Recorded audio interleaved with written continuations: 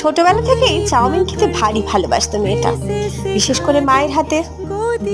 মা আজ রাতেও সুন্দর করে চাউমিন বানিয়ে দিয়েছিল মেয়েকে, কারণ ওর বাইরের খাবার তো তেমন ভালো লাগে না। মায়ের হাতে চাউমিন খেয়ে রাত 11:30টায় ফোন করেছিলাম, মা গো খুব ভালো হয়েছে জানো, তবে এত তাড়াহুড়োতে বেশিটা খেতে পারিনি, আবার সকালে কথা হবে, তুমি খেয়ে নিও।